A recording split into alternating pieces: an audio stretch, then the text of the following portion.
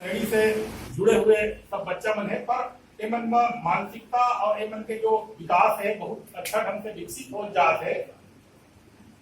हमन के बहुत ज्यादा जिम्मेदारी होना चाहिए और जो शासन के मंशा है, अभी तो हमन जो रेगुलर स्टाफ है एमन बहुत संख्या एमन के कम है। शिक्षा जो कर्मी है एमन का सम्मान करके एमन के वेतन के वृद्धि भी कर दिए गए।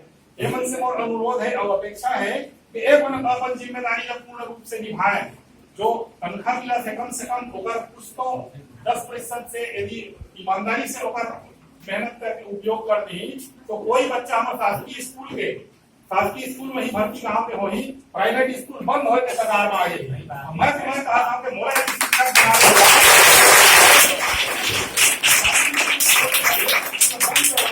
वहाँ भर्ती कोई नहीं हो जाए, बंद करवा दे के मतलब ये है कि कोई वहाँ भर्ती हो जाए वह कोई इच्छा नहीं रखे। तो मैं अनुरोध कर रहा हूँ कि हम अपन भूमिका का भी बढ़िया ढंग से निभाई और बच्चा मतलब शिक्षा दीक्षा ऐसे प्रदान करी के उमन हमारे स्कूल छोड़ के प्राइवेट स्कूल में भर्ती हो जाए कि उमन के कोई मन में इच्छा भावना मत बच जाए। आज ये कार्यक्रम में सीओ साहब प्रधारी है, ये स्कूल के सम्मान है, स्टाफ के सम्मान है, डीओ सर प्रधारी है और यहाँ प्रधारी है तो मीडिया के जो आई हुई मान्यवर संकुल सब आए हैं। तो एक बहुत बड़े सम्मान और सौभाग्य के बात है ये स्कूल चोर भर्ती के। और यहाँ एक लड़का जब मैं एक बार आया तो यार मोहम्मद महिमत कश्यप, एक किशन कश्यप, क्या नाम सीता, ये एमन के बहुत ही बड़े एमन के दिमागी क्षमता विकसित है और एमन और ऊपर करके एमन कुछ भी बन सकता है। एमन शपथ भी दिलाया गया आवश्यकता है कि हम छोटे से गाँव में रखा तो ऐसे भी हम कुछ बन नहीं पाए, हम बन के दिखावो। और मैं ज्यादा कुछ कहना नहीं चाहता था, बहुत समय के अभाव है, हमारा वीडियो साहब में कहीं जाना है। इसी क्रम में मैं हमारे बीओ सर श्री बाल कैबिनेट 2018-19 शासकीय पूर्व माध्यमिक शाला चोरभट्टी की शपथ समारोह में उपस्थित परम आदरणीय श्री छत्री जी, सीओ नवागढ़, इस ग्राम के सरपंच साहब, मेरे सहयोगी सहायक विकास खंड शिक्षा अधिकारी श्री शर्मा जी, इस विकास खंड के पूर्व में रहे संकुल समन्वयक, वर्तमान में रहे संकुल प्रभारी और पूर्व में भी रहे संकुल प्रभारी और इस गांव के सभी गणमान्य नागरिकों और हमारे इस विद्यालय के सम्मानित शिक्षकगण, इस विद्यालय के प्रधान पाठक और इस विद्यालय के विद्यार्थी और अभी नए मंत्री इस वर्ष के लिए जो बने हैं सभी मंत्रीगण, बाल कैबिनेट मंत्री मंडल का गठन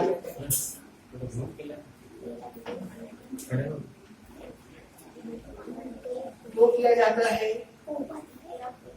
खासकर विद्यालय में। ऐसा हर एक काम, चाहे गांव हो, शहर हो, जैसे हमारे भारत देश में, तो भारत देश के लिए जो कानून बनाते हैं, कानून बनता है, उसका पालन होता है। हर एक जो हम गतिविधि करते हैं वे सब के सब ये मंत्रियों के द्वारा, राज्यसभा, लोकसभा, इसके माध्यम से जो कानून बनाते हैं उसके माध्यम से संचालित होता है। स्कूल में भी कि इससे रूबरू हो, इसके बारे में जाने, स्कूल का संचालन करे, वो पद दिया गया, बनवाया गया। अभी ये चुनाव आने वाला है, ये कितना महत्वपूर्ण है।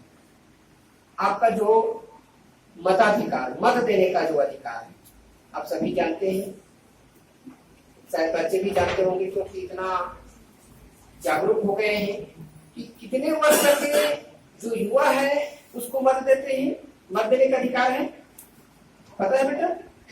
कितने वर्ष तक? 18 वर्ष के, जो 18 वर्ष या 18 वर्ष से जो अधिक है वो मत देने का अधिकार है।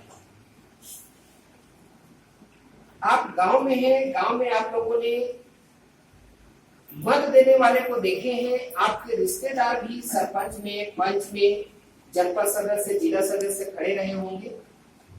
गांव में एक वोट से भी हार जीत होता है या फिर बराबर हो जाता है, दोनों सिक्का उछाल करके जिताना पड़ता है।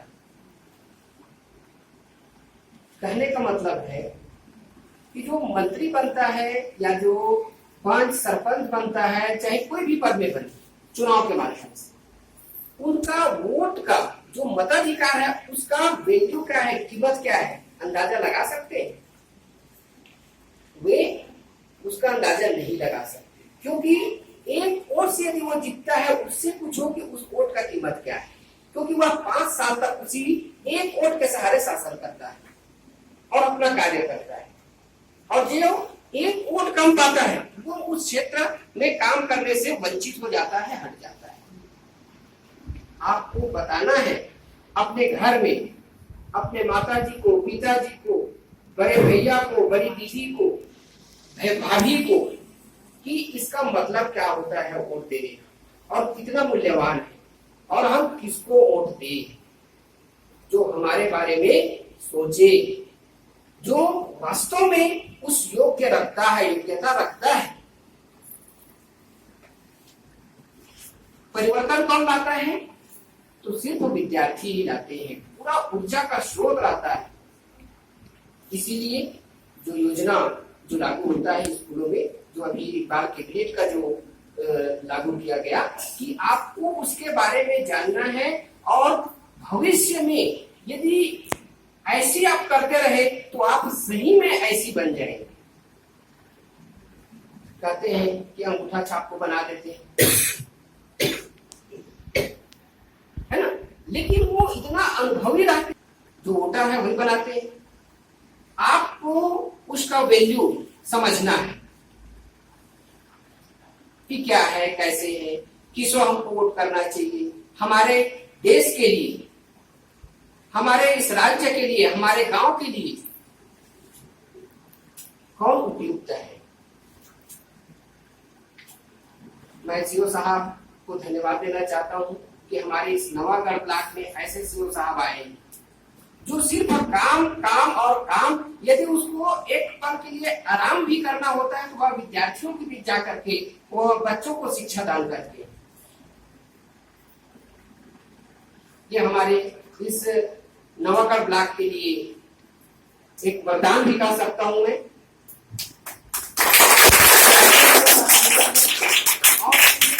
और आप गांव वाले सरपंच अपने गांव के लिए कर सकते हैं।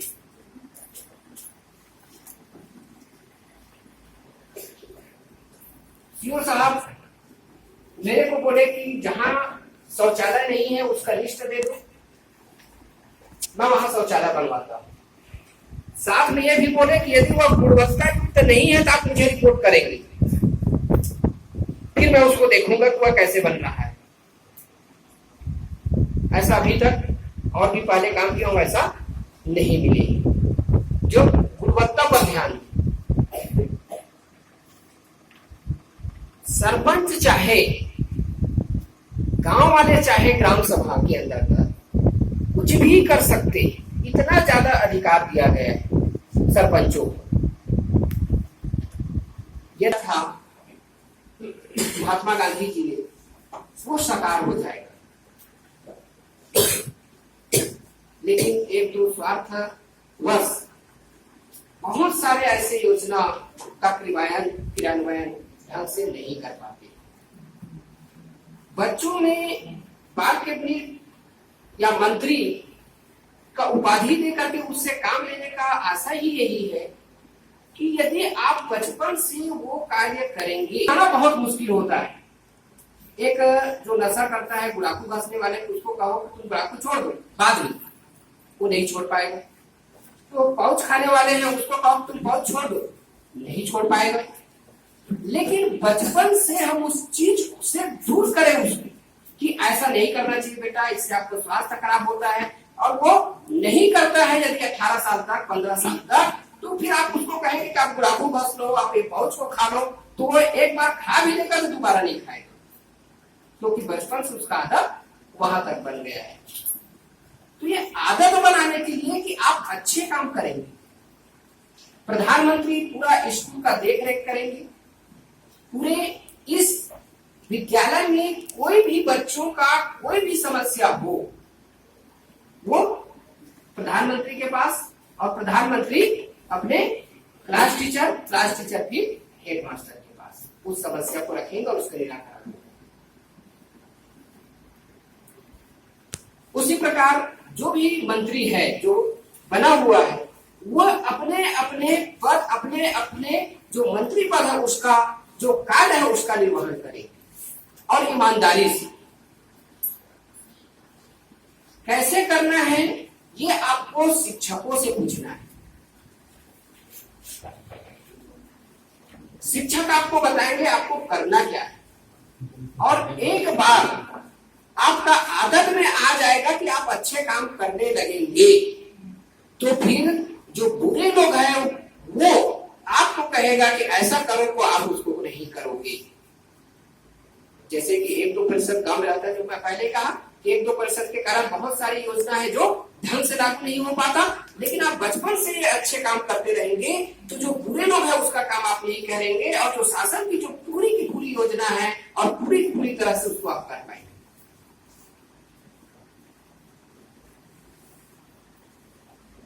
आपका ये तो बाल कैबिनेट के हो गया, पिछड़ाओं का तौर पर बताऊंगा। एक आपके काम के बारे में बता देता हूं कि हमारे जो ऋषि मुनि थे उन्होंने मानव को आयु को 100 वर्ष मान करके 4 भागों में बांटे। बाल्यकाल, ब्रह्मचर्य, गृहस्थ, वानप्रस्थ, संन्यास। आपका भी जो समय है वह बाल्यकाल का है। समय है 0 से लेकर के 25 वर्ष तक। 25 वर्ष तक आपको करना क्या है? सिर्फ आपको 2 ही काम करना है, पढ़ना है और खेलना है। 25 साल तक ये 2 काम है, आप कर सकते हो। आपको सिर्फ पढ़ाई करना है और दूसरा खेलना है। 2 काम है आपका, तीसरा काम नहीं। यदि आप पढ़ाई करते हैं तो आपका मस्तिष्क का विकास होगा, ज्ञानवान बनेंगे आप, और कोई भी काम आप करेंगे वो बहुत अच्छे ढंग से करेंगे। काम तो सब करते हैं, है ना, लेकिन यदि आप ज्ञानवान हो गए तब आप काम कैसे करेंगे? सबसे अच्छे ढंग से करेंगे। और यदि आप खेल खेलते हैं तो क्या होगा? आपका शरीर मजबूत बनेगा, आप निरोगी रहेंगे, आपका हर एक अंग आप जैसा चाहेंगे वैसा ही होगा। आप जो सोचेंगे वही करेंगे। ये 2 काम, तो आपका शरीर क्या हो गया? खेलने से मजबूत हो गया। हमारे क्रांतिकारियों ने भी कहा है कि स्वस्थ शरीर में स्वस्थ मस्तिष्क का वास होता है। यदि आप स्वस्थ नहीं हैं, बीमार हैं, तब आप अच्छे से कोई भी चीज को आनंद नहीं ले पाएंगे, सोच नहीं पाएंगे। स्वस्थ मस्तिष्क के लिए क्या चाहिए? स्वस्थ शरीर चाहिए। और स्वस्थ शरीर के लिए कैसे बनेगा? जब आप खेलेंगे। खेल विभिन्न प्रकार के, अपने माँ बाप की बात मानो। माँ बोलती है कि बेटी ये बर्तन मान लो, माँ बाप ही आपके सबसे ज्यादा हित चाहने वाले हैं, उसमें तो प्रश्न आपको करना ही नहीं है। माँ बाप जो आदेश दिया उसमें आपको कोई प्रश्न नहीं करना है, सिर्फ आपको काम करना है। वो अपवाद में होता है, जो एक दो अपवाद में ना, प्रतिशत में नहीं है वो, जो बच्चों को अहित चाहता हो। तो खेल के बारे में बता रहा था, तो आप बर्तन मांजोगे तो आपका शरीर, हाथ पैर बैठने, आप उकड़ू बैठोगे, एक व्यायाम होता है वो। ज्यादा समय तक आप उकड़ू नहीं बैठ सकते, लेकिन आप काम करोगे तो पूरा शरीर आपका कॉन्सेंट्रेट वो उसमें लगेगा। आप वो करो, कितना अच्छा ढंग से करोगे, बार बार उस चीज को करोगे, उसमें पारंगत हो जाओगे। बोलते हैं कि झाड़ू लगा दो घर, या स्वयं देखो कि ये कचरा है, वहां झाड़ू लगा दो। झाड़ू लगाने में पूरा आपको झुकना पड़ेगा, पूरा आपका जो रक्त संचालन है शरीर में आ जाएगा झुकने से। लड़का लड़की दोनों पर लागू होता है ये चीज करने के लिए। उसमें भी बेहतर, मैं कहता हूं, मैं अपने घर में झाड़ू लगाता हूं, मैं कहता हूं आप लोगों से ज्यादा मैं अच्छा झाड़ू लगाता हूं। मेरे यहाँ नौकरानी भी है, काम करती है वो, लेकिन मैं देखता हूँ झाड़ू तो लगाने नहीं जानती, उसके बाद मैं लगाता हूँ, बहुत अच्छा लगा देता हूँ। क्योंकि मैं पढ़ा हूँ कहाँ पर, किराया लेकर, वहां पर मेरे को साफ सफाई करना पड़ता था, घर में खाना पकाना पड़ता था अपने लिए। ये काम किसका है? आप बच्चे लोगों का है। माँ तो बचपन से ही काम कर रही है, अब माँ क्या करेगी? शिक्षक के रूप में आपको सिखाएगी। पिता क्या करेंगे? काम कर ही रहे, आपको सिखाएंगे, दे देंगे 20 रुपया, जा बेटा साबुन ले आ। आपका हिसाब बनेगा नहीं बनेगा? दौड़ते हुए जाओगे, लाओगे। दौड़ना भी एक व्यायाम है। जो छुट्टा आपको देगा, आप बताओगे कितना रुपए का साबुन, इतना रुपया, जो घटा जाना शुरू कर दी। तो ये काम आपको बिना प्रश्न किए आपको करना है, यदि माता पिता आपका कोई भी आदेश देता है, क्योंकि उस आदेश में आपका भलाई छुपा हुआ है। तीसरा, हमारे गुरु होते हैं, जिससे हमको ज्ञान मिलता है, और जो समाज में हमें स्थापित करता है वो करता है गुरु के माध्यम से मिलता है। 3, कहा भी गया है, मातृ देवो भव, पितृ देवो भव, आचार्य देवो भव। तीनों को देवता के समतुल्य माना है। माँ देवता के समान है, पिता देवता के समान है, और गुरु जो शिक्षा देता है वो देवता के समान। ये तीनों की आज्ञा है। तो आपको 25 साल तक यदि 2 ही काम करोगे, खेलना है और पढ़ना है, और इसमें इतना मन लगा दो दोनों में, खेलने और पढ़ने में, तो आप उसमें पारंगत हो जाओ, क्योंकि इतना ज्यादा कंपटीशन आपके समय में होने वाला है। अभी एक पेपर में आया था, कितना 3 पद या 30 पद था, उसके लिए 3000 लोग आए थे बिलासपुर के रेलवे में, और पानी गिर रहा तो छाता लेके खड़े हुए थे, और 12 जने बेहोश हो गए। यदि आप अपने कार्य को ढंग से नहीं कर पाओगे तो उस लाइन से आप पहले ही हट जाओगे। तो भविष्य के लिए आज से यदि आप आदत डालेंगे तो आप समझ जाइए आपका जीवन सफल हो जाएगा, और हम चाहते हैं कि आप एक अच्छा नागरिक बने भारत का, वो बन जाएंगे। और आज एक अच्छा नागरिक होना ही पर्याप्त है। आप अच्छा नागरिक आप ढूंढेंगे तो बहुत कम मिलेंगे। हालांकि हम भारतीय नागरिक हैं सब, लेकिन अच्छे भारतीय नागरिक यदि आप में अभी से यदि वो जुड़ा जाए तो निश्चित रूप से हमारा भारत का भविष्य कोई दूसरा होगा। आप सभी बाल कैबिनेट के मंत्रियों को बहुत बहुत बधाई देता हूँ, धन्यवाद देता हूँ। इस विद्यालय के सभी शिक्षकों को, प्रधान पाठक को, और यहाँ उपस्थित हमारे सभी संकुल प्रभारी, संकुल समन्वयक, सरपंच, गांव के आए हुए गणमान्य नागरिक, इन सभी को धन्यवाद देता हूँ। इतना अच्छा कार्यक्रम जो बच्चों के हित में योजना को लागू किया गया, मैं वास्तव में बहुत मुझे खुशी हो रही है कि मैंने अभी बैठक को छोड़ करके आया हूँ। संकुल समन्वय का बैठक रखा हुआ था, अधूरा छोड़ के आया हूँ, तो वास्तव में मेरे को लगा कि वहां से ज्यादा उपयोगिता मुझे यहाँ पर मेरा लगा, और इसीलिए मैं शिक्षक दिवस के लिए आप सभी शिक्षकों को शुभकामना, बधाई, और सभी विद्यार्थियों को मेरी शुभकामना, और इसी के साथ वाणी को विराम देता हूँ।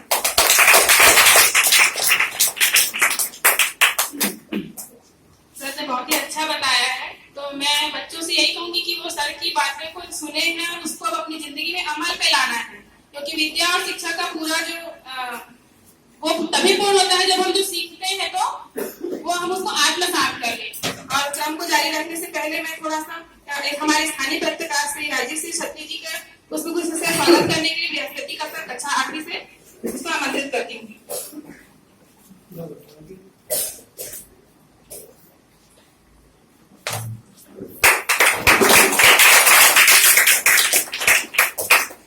उद्बोधन के क्रम में आगे हमारे माननीय मुख्य अतिथि सीओ सर श्री विजय सिंह छत्री जी को मैं आमंत्रित करती हूँ कि वे इस संबंध में कुछ कहें। वैसे तो उन्होंने काफी कुछ कह चुके हैं वह, फिर अब आज विद्यालय परिवार की ओर से इस कार्यक्रम में उपस्थित हमारे बीओ साहब, इडलियो साहब, साथ में मेरे जितने भी सहकर्मी टीचर हैं, और साथ में सबसे ज्यादा इम्पोर्टेंट आज की जो हमारे अतिथि हैं आप बच्चे लोग, आप सभी का हार्दिक स्वागत है। और साथ में मेरे जो साथीगण या मेरे जो टीचर एबीओ साहब और बीओ साहब ने बताया, वो आप उसको अच्छे से पालन कीजिएगा। बाल की यूनिट बहुत ज्यादा महत्वपूर्ण इस्लाम से है, क्योंकि आप में से जो भी लोग जिस पोस्ट में भी आप लोग आज चयनित हुए हैं या नॉमिनेट हुए हैं, आप उस पोस्ट के अकॉर्डिंग अगर काम करेंगे तो आपका विद्यालय बहुत बहुत अच्छा बन जाएगा। इसमें सबसे बड़ी जिम्मेदारी इस काम से होगी, क्योंकि आप में से हर व्यक्ति का जो डिपार्टमेंट है अलग अलग है। अगर एक व्यक्ति अपने डिपार्टमेंट को संभाल ले तो फिर बाकी व्यक्तियों को उसमें काम करने की आवश्यकता नहीं होगी। तो बेटर यही है कि आप सभी लोग जो भी आपका पद दिया गया है, आपके जो भी विभाग दिए गए हैं, उसको अच्छे से कीजिएगा। और साथ में मैं ये बोलूंगा कि जिस तरीके से आज आप लोगों ने चुनाव, निर्वाचन और निर्वाचन से लेके इस प्रक्रिया तक के जैसे आप लोग आए हैं, तो इसी के परिप्रेक्ष्य में आप लोग अपने घर भी जाइए, अपने मम्मी पापा, अपने अड़ोसी पड़ोसी और सभी लोगों को जागरूक कीजिए कि आने वाले चुनाव में वो अच्छे समझदार व्यक्ति को अपने पूरे विवेक के साथ वोट दें, ताकि आपके लिए एक अच्छा सरपंच, आपके लिए अच्छा विधायक, आपके लिए एक अच्छा सांसद हो सके, उभर के आ सके। और सबसे इम्पोर्टेंट चीज जो बाल कैबिनेट का यही है, क्योंकि मुझे पता नहीं है कि आप लोगों में से इतने जो अभी सेलेक्ट किए गए हैं, उम्मीद है कि आगे चल के आप लोग इसे कंटिन्यू रखेंगे, तो हो सकता है कि आप में से हमको एक अच्छा सांसद, विधायक या हमको अपना सरपंच मिल जाए। तो मैं चाहूंगा कि ये जो प्रैक्टिस है इसको बनाए रखिएगा, अपने विद्यालय, अपने शिक्षक और अपने इस पूरे गांव का नाम रोशन कीजिएगा और अच्छे से काम कीजिएगा।